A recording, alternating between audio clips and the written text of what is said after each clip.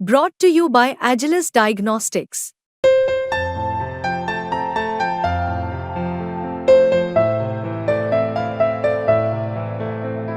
Agilus Diagnostics. तो आदाब, नमस्कार, गुड इवनिंग, सत श्री अकाल। एक बार फिर आप तमाम लोगों का स्वागत है क्राइम तक की कहानी के इस एपिसोड में। उम्मीद है पूरी फैमिली अच्छी होगी, अपना और अपनों का ख्याल रख रही होगी। इस वक्त मैं जब आपको ये कहानी सुना रहा हूँ तब बांग्लादेश की प्राइम मिनिस्टर शेख हसीना, यहाँ से जहाँ पे मैं बैठा हुआ हूँ मुश्किल से 20 किलोमीटर की दूरी पर हिंडन एयरबेस है। ये हमारी आर्मी का एयरबेस है और उसी जगह पर उनका प्लेन लैंड किया। वो ढाका से आर्मी के प्लेन में ढाका से अपनी जान बचाकर निकली और अलग अलग खबरें आ रही थी, लेकिन ट्रैकर के ज़रिए पता चला कि उनका रुख इंडिया की तरफ है और थोड़ी देर पहले ही वो हिंडन एयरबेस पर पहुंची। अब यहाँ से आगे क्या, तो अभी तक कंफर्म तो नहीं है, लेकिन ये कहा जा रहा है कि शायद इंडिया में उनके रुकने की उतनी उम्मीद नहीं है। हो सकता है क्योंकि हमारे प्राइम मिनिस्टर नरेंद्र मोदी के साथ उनके बड़े अच्छे रिश्ते हैं। तो लेकिन ये भी कहा जा रहा है कि शायद यहाँ से वो लंदन के लिए फ़्लाइट लेंगी और फिर लंदन से फिनलैंड चली जाएंगी। ये अभी तक की खबर है, लेकिन अभी कुछ कंफर्म नहीं है कि हिंडन एयरबेस के बाद आगे क्या। लेकिन शेख हसीना अपने पीछे एक सुलगता हुआ बांग्लादेश छोड़कर निकल पड़ी हैं और उस बांग्लादेश में अब उथल पुथल है, लोग सड़कों पर हैं। तमाम स्टूडेंट्स जो हैं एक तरह से शेख हसीना के इस बांग्लादेश को छोड़ने पर खुशी भी मना रहे हैं। और वहाँ की जो आर्मी है उसने आज दोपहर को एक प्रेस कॉन्फ्रेंस की, वहाँ के आर्मी चीफ वक़ारुज़्ज़मा, और उन्होंने कहा, पहली बार ऐलान किया कि Sheikh Hasina prime minister of Bangladesh, उन्होंने रिज़ाइन कर दिया है और अब पाकिस्तान बांग्लादेश की आर्मी, अक्सर पाकिस्तान का ही नाम आता है, उथल पुथल वहाँ भी ज़्यादा होता है, तो बांग्लादेश की आर्मी जो है अब वो बाकी पार्टियों के साथ मिलकर एक सरकार बनाएंगी और वो सब सरकार जो है बांग्लादेश के हालात को कंट्रोल करेगी। लेकिन इसमें ये भी खबर है कि पता नहीं बाकी पार्टियां आएंगी कि नहीं आएंगी, और क्या ये बांग्लादेश में एक तरह से फिर से आर्मी का तख्ता पलट, और क्या आर्मी रूल करेगी बांग्लादेश में। क्योंकि पाकिस्तान जैसे बांग्लादेश का भी इतिहास रहा है। बांग्लादेश की आज़ादी के बाद वहाँ पर भी कू हुआ, उसके बाद आर्मी ने वहाँ पर रूल किया और ये वही शेख हसीना थी जो आखिरी जो आर्मी जब रूल करा था बांग्लादेश में, 90s की बात है, तब वो पहली बार वतन लौटी थी और उन्होंने देश में डेमोक्रेसी के लिए एक लड़ाई लड़ी और आर्मी को झुकना पड़ा। फिर वहाँ चुनाव हुआ और वो चुनाव जीती भी। तो ये जो वक़ारुज़्ज़मा है बांग्लादेश के आर्मी के चीफ, अभी जून में ही इनको आर्मी चीफ बनाया गया और शेख हसीना ने ही बनाया। तो अब उसके पीछे अभी उनकी मंशा क्या है, क्या होगा, आर्मी रूल करेगी, बाकी सरकार कठपुतली की होगी, ये क्या होगा, कैसा होगा, अभी शायद एक आध दो दिन में तस्वीरें साफ हो जाएंगी। लेकिन सबसे बड़ा सवाल ये है कि पिछले 15 सालों से लगातार बांग्लादेश की प्राइम मिनिस्टर शेख हसीना चुनाव जीतती आ रही है। वहाँ की एक लोकप्रिय नेता हैं और कहते हैं बांग्लादेश की इकोनॉमी में जो सुधार हुआ उसका बहुत बड़ा क्रेडिट शेख हसीना को जाता है और इसलिए वर्ल्ड लीडर भी उनको मानते हैं और इंडिया के साथ रिश्ते बड़े अच्छे हैं। तो ऐसी लीडर, ऐसी प्राइम मिनिस्टर शेख हसीना को ढाका छोड़कर भागना क्यों पड़ा, अपना ही देश छोड़कर निकलना क्यों पड़ा, क्या है ये पूरी कहानी। तो ये पूरी कहानी पहले आपके सामने। आपको याद होगा जब 1947 में हम आज़ाद हुए तो हमारे साथ अंग्रेज़ों ने एक हरकत की थी। जाते जाते वो अपना रंग दिखा गए थे और हमारे दो टुकड़े कर दिए थे, एक इंडिया एक पाकिस्तान। तो पाकिस्तान भी बना और हम हिंदुस्तान भी बने, दो देश हो गया। अब उस वक्त जो पाकिस्तान बना था वो पाकिस्तान, तब बांग्लादेश पैदा ही नहीं हुआ था, इंडिया था और पाकिस्तान था। लेकिन धीरे धीरे फिर क्या हुआ कि जब पाकिस्तान बन गया तो ईस्ट पाकिस्तान जो था, पूर्वी पाकिस्तान, वो बड़ा एरिया वो था जहाँ बंगाली भाषा के लोग रहते थे, बांग्ला बोलने वाले, और वो अपने पश्चिम बंगाल से करीब, तो कल्चर भी, बोलचाल भी, भाषा भी, सब कुछ वैसे ही। तो अब बन तो गया ये बांग्लादेश, मतलब बंगाली भाषी थे सब। अब वहाँ पे ये हुआ कि पाकिस्तान जब बना तो पाकिस्तान ने क्या किया कि अपनी जो ज़ुबान है उर्दू, उसको ईस्ट पाकिस्तान पे भी थोपना शुरू किया और यहीं से पहली बार लड़ाई शुरू हुई। जो ईस्ट पाकिस्तान के लोग थे वो ज़्यादातर बंगाली बोलते थे। उन्होंने कहा कि भाई हमारी भाषा, हमारी मातृभाषा तो ये, हम उर्दू क्यों माने। लेकिन चूँकि उर्दू भाषी लोगों की हुकूमत थी पाकिस्तान में, तो उन्होंने कहा नहीं मानना पड़ेगा। तो यहाँ से पहली एक चिंगारी फूटी और फिर धीरे धीरे ये हुआ कि ईस्ट पाकिस्तान के लोगों के साथ सौतेला सलूक होता है, उनको उतने सरकारी नौकरियों में बाकी सुविधाएं नहीं दी जाती हैं। तो फिर धीरे धीरे धीरे ईस्ट जो पाकिस्तान के लोग थे वो भड़कने शुरू हो गए और तभी शेख मुजीब आए। और शेख मुजीब ने एक बार चुनाव जब लड़ा 71, तो उनकी पार्टी जीत गई, अवामी लीग थी। लेकिन पाकिस्तान के जो बाकी थे ईस्ट पाकिस्तान को छोड़कर, उन्होंने ये जीत बर्दाश्त नहीं की। उन्होंने कहा कि एक ईस्ट पाकिस्तानी कैसे पाकिस्तान का प्राइम मिनिस्टर बनेगा। तो जीतने के बावजूद उन्हें प्राइम मिनिस्टर बनने नहीं दिया गया और इसको लेके जो ईस्ट पाकिस्तान था वहाँ फिर से बवाल शुरू हो गया, क्योंकि उनके पॉपुलर लीडर थे शेख मुजीबुर रहमान, जिन्हें फादर ऑफ बांग्लादेश भी कहा जाता, वहाँ राष्ट्रपिता कहा जाता उन्हें, जैसे हमारे राष्ट्रपिता हमारे बापू महात्मा गांधी है। तो वो हुआ नहीं। उसके बाद फिर जंग शुरू हो गई, फिर मुक्ति वाहिनी बनी जिसको लीड किया खुद शेख मुजीबुर रहमान ने। फिर इंडिया ने मदद की, ट्रेनिंग दी हमारी आर्मी ने, और आखिरकार ये सब कुछ जब हुआ तो फिर पाकिस्तान ने भी इंडिया से लड़ाई लड़ी इसी चक्कर में, पैर पे कुल्हाड़ी मारी और फिर इंडिया भी घुस गई। ईस्ट पाकिस्तान पे पाकिस्तानियों ने, पाकिस्तानी आर्मी ने बड़ा जुल्म किया और तब उस वक्त उनकी मदद के लिए इंडिया और इंडियन आर्मी थी, तो पूरी मदद की। उसके बाद जंग हुई और आखिरकार 16 दिसंबर 1971 को ढाका में पाकिस्तानी आर्मी ने सरेंडर कर दिया। दुनिया में सबसे ज़्यादा बड़े पैमाने पर अगर किसी सेना ने सरेंडर किया उसका रिकॉर्ड है। तो ढाका में सरेंडर कर दिया और उसके बाद सरेंडर के बाद अब ईस्ट पाकिस्तान की शक्ल में एक नए देश का जन्म हुआ जिसका नाम रखा गया बांग्लादेश, जो पाकिस्तान से अलग हो गया। तो अब बांग्लादेश बना तो लोगों की बड़ी तारीफ हुई जिन्होंने इस लड़ाई में हिस्सा लिया, खास जैसे मुक्ति वाहिनी जिनको इंडिया ने ट्रेन किया था, और वो फिर सारे हीरो हो गए बांग्लादेश के बनने के बाद। और शेख मुजीबुर रहमान वो और भी बड़े हीरो, क्योंकि वो उन्होंने लीड किया इस मूवमेंट को। तो मुक्ति वाहिनी, शेख मुजीबुर रहमान और ये सारे आज़ादी की लड़ाई में शामिल होने वाले लोग तो हीरो हो गए, लेकिन उन्हीं में एक तबका और था। उसी ईस्ट पाकिस्तान में रहने वाले, उसी बंगाली बोलने वाले का एक तबका और था जो ये चाहते थे कि इस पूरे मसले का बातचीत से हल निकाला जाए, लड़ाई झगड़ा ना हो, जंग ना हो। और उनमें से कुछ लोग ऐसे भी थे जो उर्दू भाषी भी थे। तो उन्होंने इस 71 के वॉर में या पाकिस्तान और ईस्ट पाकिस्तान की लड़ाई में मुक्ति वाहिनी का सपोर्ट नहीं किया, या तो खामोश रहे या पाकिस्तानी आर्मी का सपोर्ट कर दिया। तो जब बांग्लादेश बन गया तो उन्हें पता था कि यहाँ पे इस आज़ादी में लड़ाई लड़ने वाले दो तरह के लोग थे, एक मुक्ति वाहिनी जिन्होंने लड़ाई लड़ी पाकिस्तान के खिलाफ और एक बांग्लादेश का जन्म हुआ, और दूसरे वो लोग जो ईस्ट पाकिस्तान में तो थे यानी उसी बांग्लादेश में, लेकिन उन्होंने पाकिस्तानी आर्मी का या पाकिस्तान का सपोर्ट किया और खामोश रहे। उनको वहाँ की सरकार ने और उनको वहाँ की जनता ने एक नाम दिया और ये नाम था रज़ाकार। ये उर्दू का एक शब्द है। तो रज़ा मतलब मर्ज़ी और एग्जैक्ट मतलब इस वक्त मैं भूल रहा हूँ तो गलत ना बोलूँ, इसलिए कि उनको एक नाम दिया रज़ाकार। हालांकि कहते हैं कि रज़ाकार मतलब वॉलंटियर भी होता है, वॉलंटियर। लेकिन धीरे धीरे जब वक्त बीता तो उन रज़ाकारों को वहाँ एक तरह से आप ये कहें कि गद्दार के तौर पर भी बोला जाने लगा, कि जिन लोगों ने मुक्ति वाहिनी का सपोर्ट नहीं किया ईस्ट पाकिस्तान में रहते हुए भी और पाकिस्तानी आर्मी का सपोर्ट किया तो वो गद्दार हैं, तो वो रज़ाकार हैं। तो रज़ाकार मतलब वॉलंटियर से फिर वो धीरे धीरे उनका नाम गद्दार पड़ता गया।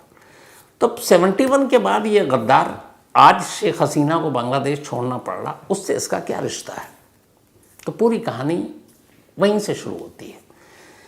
हुआ ये कि शेख मुजीबुर रहमान ने जंग जिताई, उसके बाद वो बांग्लादेश के हुक्मरान बने।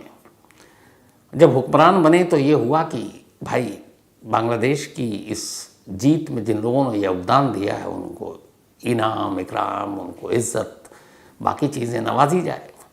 तो उसमें एक ये भी हुआ कि मुक्ति वाहिनी और इसमें जो सेना लड़ी, सैनिक लड़े, उनके और उनके परिवार वालों को एक रिजर्वेशन दिया जाए सरकारी नौकरियों में और बाकी जगहों पर भी, स्कूल कॉलेज में भी, लेकिन ख़ासतौर पर सरकारी नौकरियों के लिए मारामारी थी। तो 30% इसके अलावा वहाँ और भी फिर रिजर्वेशन दिए गए थे, जैसे जो विमेंस थी उनके लिए 10% था, जो कम डेवलप्स के लोग थे जैसे अपने यहाँ होता है ओबीसी बैकवर्ड, उनके नाम पे 10% था। तो 10 और 10 20 और 30 50। इसके अलावा जो मेन बांग्लादेशी या वहाँ के लोग थे उनके नाम पे दिया गया 5%। तो 50 और 5 55 हो गए। इसके अलावा 1% रिजर्वेशन दे दिया गया डिसेबल लोगों को, जो विकलांग है, दिव्यांग है। तो कायदे से अगर एक शख्स किसी कॉम्पिटिटिव एग्ज़ाम में बैठने जा रहा, वहाँ मान लीजिए जैसे अपने यहाँ होता है यूपीएससी ले लीजिए, वहाँ भी सिविल सर्विस है, तो एक शख्स बैठने जा रहा है और वो जनरल कैटेगरी का है, तो वो 44% से शुरू करेगा और 44% की ही लड़ाई लड़ेगा। क्यों? उसके एग्ज़ाम में बैठने से ही पूरे बांग्लादेश में और सरकारी नौकरियों में 56% यानी 56% सीटें पहले से ही रिजर्व्ड है।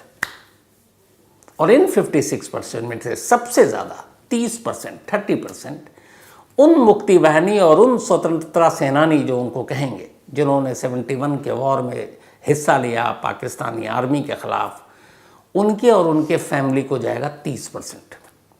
तो 56% कुल मिलाकर बाकी बची बेचारी जनता जो बांग्लादेश की है वो 44%। तो 44% जनरल कैटेगरी के लोग लड़े आपस में और 56% को, या उसमें भी 30% वो लोग जो करीब कितने 55 साल तो हो गए बांग्लादेश को आज़ाद हुए हुए। तो अब ये सही है या गलत है? यहीं से लड़ाई शुरू होती है। बीच बीच में इसको लेकर आवाज़ उठी कि भैया बहुत हुआ, उनके सम्मान वम्मान तो सब हो गए, लेकिन ये कब तक दिया जाएगा? तो इसको ख़त्म किया जाए, क्योंकि वैसे भी 56% है, बाकी जनता क्या करेगी? तो इसको लेके बीच बीच में आवाज़ें उठती रही थी। स्टूडेंट्स ख़ास तौर पर, क्योंकि सबसे ज़्यादा सफ़र वही करते थे, कॉम्पिटिटिव एग्ज़ाम वही देते थे। अब चक्कर ये था कि जिस सरकार ने ये सब शुरू किया था और जितने मुक्ति वाहिनी के जो लोग थे ज़्यादातर, वो उसी अवामी लीग से जुड़े हुए थे जो शेख हसीना के फादर वालिद शेख मुजीबुर रहमान थे, जब बांग्लादेश के संस्थापक राष्ट्रपिता वहाँ के। तो अभी उसी पार्टी के प्राइम मिनिस्टर, तब ये कोटा ख़त्म करना इनकी भी मजबूरी थी। तो खैर इसको लेके जब तब वहाँ की यूनिवर्सिटीज़ में धरना प्रदर्शन ये सब होता रहता था। 2018 में धीरे धीरे हर वक्त हुआ, लेकिन छोटे मोटे पैमाने पर होता रहता था। तब ये पहली बार शुरू हुआ, अभी जो पिछले 6 साल की कहानी है, राजशाही यूनिवर्सिटी में जो ढाका के बाहर है, वहाँ से शुरू हुआ। तो फिर धीरे धीरे ढाका यूनिवर्सिटी यानी DU, वहाँ भी DU है, हमारे दिल्ली यूनिवर्सिटी वो ढाका यूनिवर्सिटी है, तो फिर ढाका यूनिवर्सिटी तक ये आंदोलन पहुँच गया। और उसके बाद पूरे छात्रों ने पूरे बांग्लादेश में चक्का जाम, रेलवे जाम, हाईवे जाम, सब जाम वाम करना शुरू कर दिया। तो तब इल्ज़ाम लगा था कि ये सब बांग्लादेश छात्र लीग, जो कि शेख हसीना के स्टूडेंट्स विंग है पार्टी की, अवामी लीग की, वो ये सब करवा रही है और वो हिंसा करवा रही है। जैसे हमारे यहाँ NSUI है कांग्रेस की, या ABVP है बीजेपी की, वैसी स्टूडेंट्स विंग है इनकी BCL। तो ये सब इल्ज़ाम लगता रहा। उसके बाद ये भी सब कुछ ख़त्म हुआ तो फिर कुछ छात्रों के जो नुमाइंदे थे वो कोर्ट पहुंच गए कि भैया ये कोटा सिस्टम ख़त्म करो, हमारी पूरी नई जनरेशन बर्बाद हो जाएगी। 56% पहले ही रिज़र्व है, हमारे यहाँ तो फिर भी वो 33 और कितने % है, वहाँ 56% रिज़र्व है। तो बाकी 44% में आप लड़ते रहिए। तो वो लोग पहुँच गए कोर्ट। तो 2018 में जब ये धरना प्रदर्शन शुरू हुआ था, तब भी कोर्ट गए थे और कोर्ट ने कहा नहीं, ये कोटा चलेगा और ये कोटा बहुत ज़रूरी है, क्योंकि हमारे देश की आन बान शान सिपाहियों ने और वो उस वक्त के सैनिकों ने लड़ाई लड़कर जान देकर ये सब किया, तो उनके परिवार को ये बनता है। तो वो चलता रहा। अब धीरे धीरे लेकिन फिर ये सब कुछ शुरू हुआ, बीच बीच में होता रहता था, मीडिया में खबरें आती नहीं थी क्योंकि यूनिवर्सिटी कॉलेज लेवल पे होता था। लेकिन तभी कुछ लोगों ने तब भी इस कोर्ट के फैसले के ख़िलाफ़, उस हाई कोर्ट के फैसले के ख़िलाफ़ सुप्रीम कोर्ट पहुंच गए थे। सुप्रीम कोर्ट में भी सुनवाई होती रही थी। अब ये जो नई अभी जो हिंसा शुरू हुई, इसकी कहानी कहाँ से शुरू हुई? 2018 में हुआ, कोर्ट ने कहा नहीं चलता रहेगा, उसके बाद धीरे धीरे शांत थोड़े बहुत होते रहे।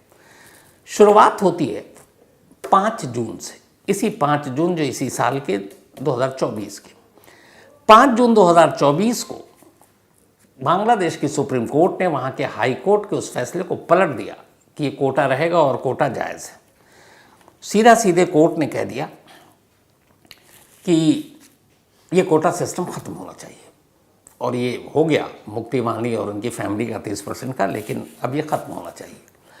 अब बहुत सारे स्टूडेंट्स शुरू से इसके लिए लड़ाई लड़े थे, तो अब सवाल है कि जब सुप्रीम कोर्ट ने ख़त्म ही कर दिया तो फिर ये हिंसा क्यों? तो कहानी यहीं शुरू हुई। वो इसलिए कि एक स्टूडेंट्स का जो एक बॉडी थी या एक तबका था जो मान रहा था ये कोटा ख़त्म हो और हम सब जनरल कैटेगरी में सबको रखिए, पर दूसरी लॉबी वो थी जो चाहती थी कोटा हो। जितने एक्स आर्मी मैन हैं, जितने उस वक्त के रिश्तेदार उनके जो हैं मुक्ति वाहिनी और तमाम लोगों के, तो उनका था कि होना चाहिए। अब यहाँ से फिर से शुरू हुआ।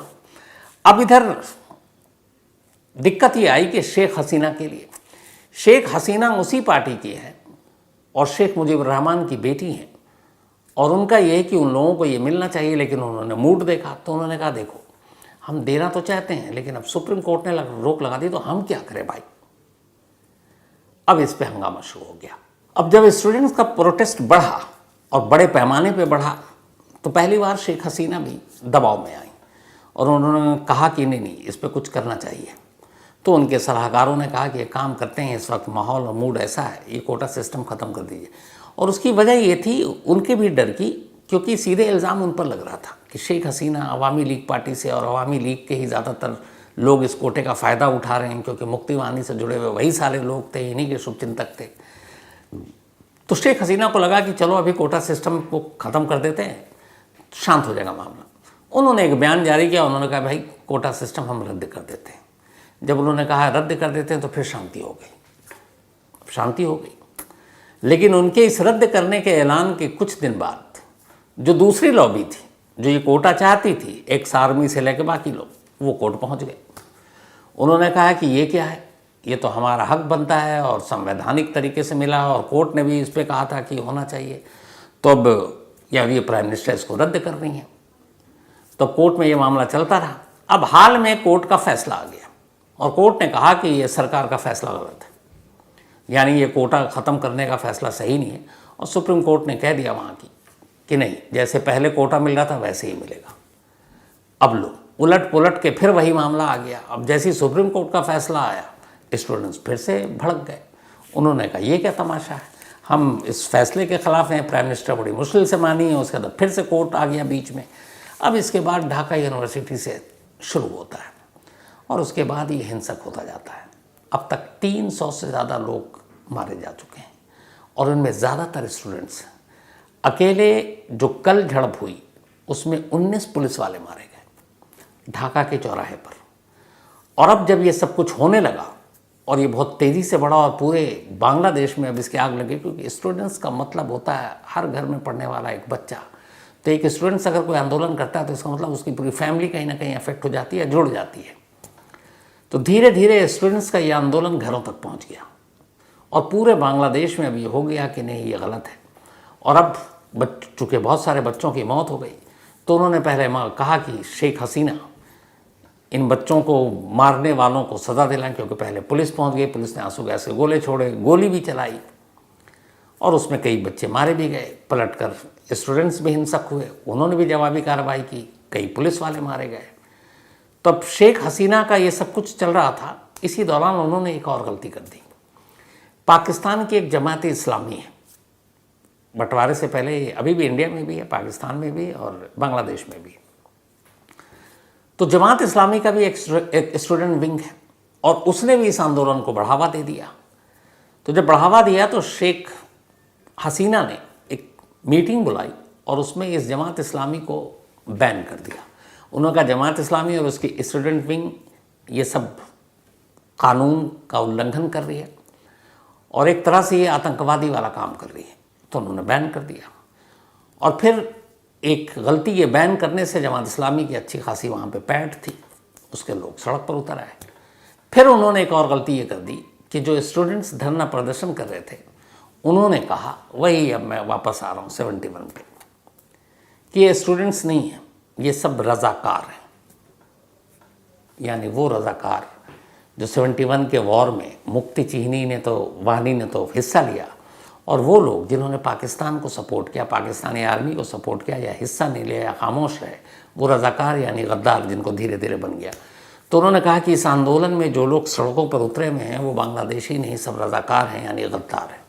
ये बात चिंगारी की तरह फैल गई, क्योंकि उसमें से बहुत सारे स्टूडेंट वो थे बांग्लादेशी जिनके लिए सब कुछ, उन्हें लगा ये क्या, वो ठगा हुआ महसूस करने लगे कि हम कैसे गद्दार हो गए। और यहाँ से फिर हिंसा शुरू हो गई और फिर ऐसी हुई कि आर्मी को भी उतारना पड़ा। तब तक देर हो गई, जगह जगह धरने, प्रदर्शन, आगजनी, निशाना बनाया जाने लगा। और उसके बाद हाल ये हो गया कि आज मंडे को अब लगा कि ये सारे जो इतनी तेज़ी से गुस्से में हैं, ये जितने भी अवामी लीग के सब दफ्तर थे वहाँ आग वाग लगाना शुरू, और फिर प्राइम मिनिस्टर के रेजिडेंस की तरफ बढ़ने शुरू हो गए। और ढाका में कई लाख स्टूडेंट्स और उनके सपोर्टर जमा हो गए। अब हाथ पैर फूल गए। अब ये था कि इतने बच्चों की मौत हो चुकी है, वो इंसाफ की मांग रहे थे। अभी तक कोटा की बात थी, अब वो सीधे मांग आ गई कि शेख हसीना इस्तीफ़ा दें। अब उनके मूड और उनके गुस्से को देखते हुए ये था कि कुछ भी हो सकता है। शेख हसीना को लगा कि अब उनकी जान खतरे में है। और इसी के बाद आज सुबह ही वो गुपचुप तरीके से, हालांकि यहाँ पे अब दो इसके वर्जन थ्योरी आ रही है। एक ये कि आर्मी ने कहा कि अब ये कंट्रोल के बाहर है, आप इस्तीफ़ा दीजिए और निकल लीजिए और अब हम रूल करेंगे। पहली ये जो वकारुज़्ज़मा बांग्लादेश के आर्मी चीफ, और ये कहते हैं कि जबरन शेख हसीना से इस्तीफ़ा लिया गया। हालांकि अभी तक इस्तीफ़े की खबर सिर्फ ऑफिशियली प्रेस कॉन्फ्रेंस में इन्हीं आर्मी चीफ ने कही है। शेख हसीना की तरफ से अभी तक ऑफिशियल नहीं आया कि उन्होंने इस्तीफ़ा दिया है। वो बांग्लादेश के पीएम हैं कि नहीं, इसका भी ऑफिशियल अभी तक वर्जन नहीं है। अब वो चूँकि अभी इंडिया पहुँची हैं, हो सकता है कोई बयान दे और तब क्लियर होगा कि इस्तीफ़ा दिया है या फिर उन्हें जबरन बांग्लादेश से बाहर कर दिया गया है, वहाँ कू हो गया है, यानी कि अब आर्मी ने कब्ज़ा कर लिया है, या क्या है। ये उनका बयान बड़ा मायने रखता है, तो देखिए कब बयान आता है। लेकिन यह है कि उनको वहाँ से निकाला गया ये कहकर कि आपकी जान को खतरा है। और उधर वो निकलती हैं और उधर पीएम हाउस की तस्वीरें आती हैं सामने, वहाँ लोग घुस गए सारे स्टूडेंट्स उनके बेड पर, और ये और वो सारी चीज़ें, और कोहराम मचा रखा है। ये वैसी ही तस्वीरें थी जैसे कुछ साल पहले आपने देखा होगा जब काबुल में जब तालिबान ने कब्ज़ा किया और वहाँ की सरकार भागी, तो वहाँ के महल पे और प्रेसिडेंट और उनके घरों का जो हाल था। इसके अलावा कुछ साल पहले श्रीलंका का भी देखा होगा आपने, जब प्राइम मिनिस्टर और प्रेसिडेंट हाउस में लोग घुस गए थे और वहाँ पे जब आर्थिक मंदी और वो सारी कंगाली के दरवाजे पर था जब श्रीलंका, तो वहाँ से भी ऐसी तस्वीरें आई थी। तो हाल के वक्त में अपने पड़ोसी मुल्कों में ये तीसरी तस्वीर थी आज बांग्लादेश की। पाकिस्तान हो चुका, तालिबान का हो चुका, अफ़गानिस्तान वाला, श्रीलंका हो चुका, और अब बांग्लादेश। तो वो निकल कर आई हैं। अब सवाल है बांग्लादेश का क्या होगा आगे, क्या आर्मी रूल या फिर वहाँ पे मिलीजुली सरकार होगी। और शेख हसीना,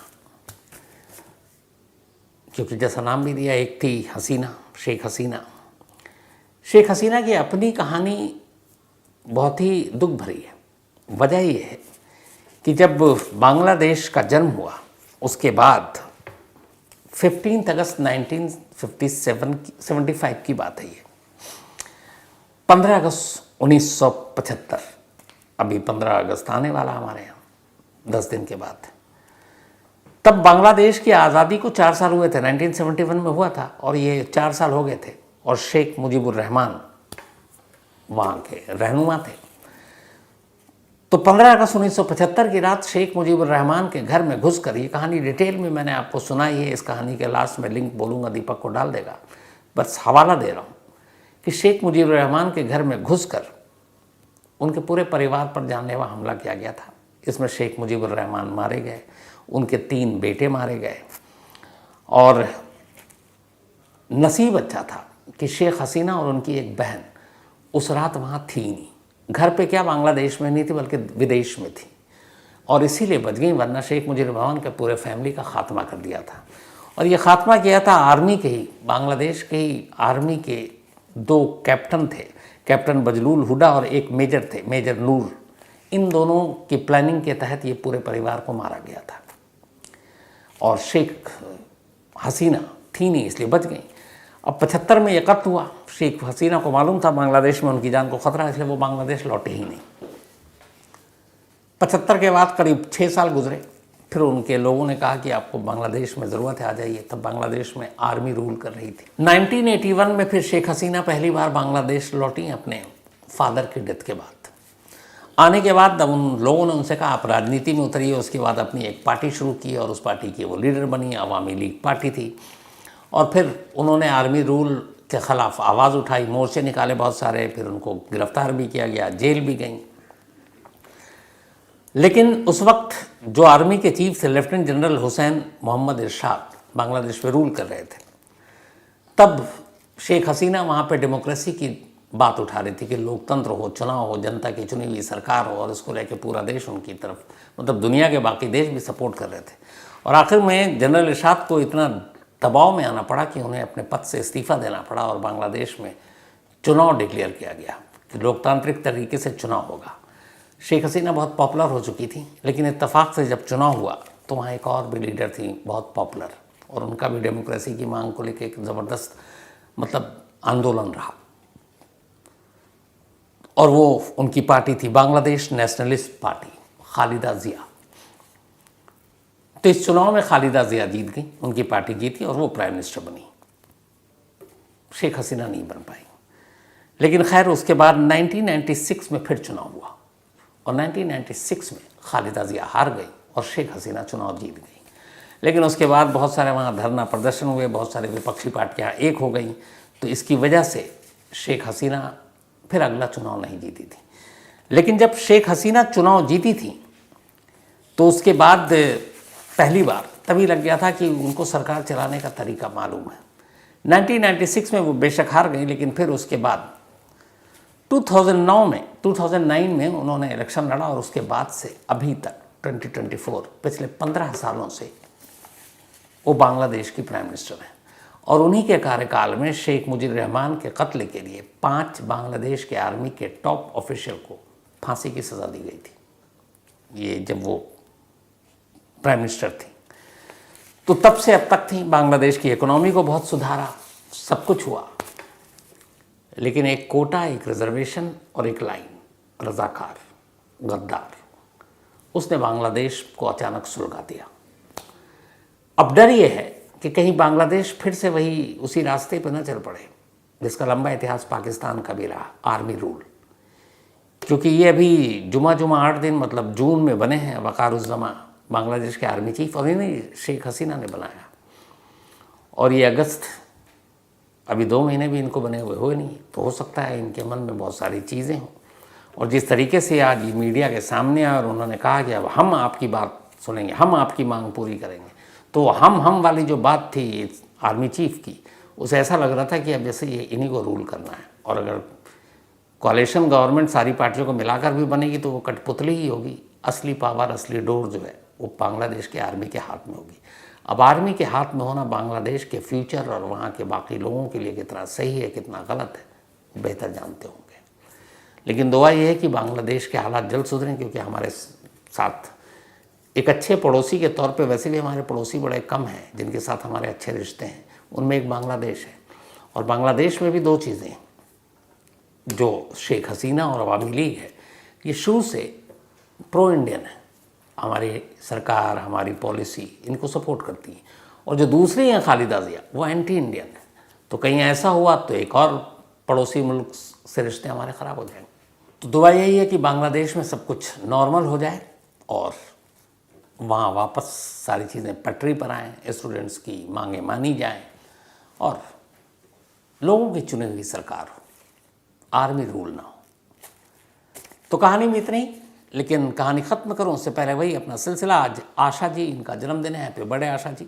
और ये आनंद कोष्टी जी की वाइफ हैं, शायद अहमदाबाद से। And thank you so much आपके मेल के लिए। ज्योति चौरसिया और उनके बेटे वेदांत, कमाल है, दोनों का आज बर्थडे एक साथ, माँ और बेटे दोनों का। फिर तो घर में पार्टी ही पार्टी, डबल धमाका। तो ज्योति जी और वेदांत, आप दोनों को बहुत बहुत बधाई आपके जन्मदिन की। और ये पुणे में रहते हैं। डॉक्टर लव कुमार, इनका भी आज बर्थडे है, तो happy birthday doctor love Kumar. नाम बहुत खूबसूरत है आपका। और ये कुरुक्षेत्र से हैं। लव बघेल, इनका भी आज बर्थडे है। आज कमाल है, डॉक्टर लव कुमार हैं, ये लव बघेल हैं, सब मोहब्बत ही मोहब्बत है, बहुत खूब। लव बघेल, इनका भी जन्मदिन है, तो happy birthday love Baghel ji. और ये राधा कृष्णा जी की बेटियां हैं। साथ ही आदित्य पंचाल, इनका भी आज जन्मदिन है। Happy birthday Aditya ji. और ये भेजा है सोनाली जी ने और प्रकाश जी ने, साथ ही ध्रुव जी ने। विजय रतन सिंह चौहान, इनका कल बर्थडे था, तो बिलेटेड हैप्पी बर्थडे विजय भाई। साथ ही फरीदा खातून, इनका भी आज जन्मदिन है, तो हैप्पी बर्थडे फरीदा जी। और ये मोहम्मद फ़हीम उनकी वाइफ है। साथ ही अदनान शम्स, इन्होंने कहानी की फरमाइश की है। इसके अलावा राहुल द्विवेदी, इन्होंने कहानी की फरमाइश की है। सुमित कुमार, श्रद्धा मर्डर केस में अपडेट किया है, कोर्ट में हियरिंग चल रही है, अभी तक हियरिंग पूरी नहीं हुई है, जैसे ही फैसला आएगा ज़रूर बताएंगे। साथ ही संदीप और अभिषेक, थैंक यू सो मच आप दोनों का। Naresh Patidar, thank you so much आपका भी। राजू जम्भानी, इन्होंने भी बांग्लादेश की कहानी की आज की फरमाइश की थी। तो कहानी में आज इतना ही है। अब आपसे मुलाकात होगी कल रात 9 बजे किसी नई कहानी के साथ। तब तक अपना और अपनों का ख्याल रखिएगा। Thank you very much.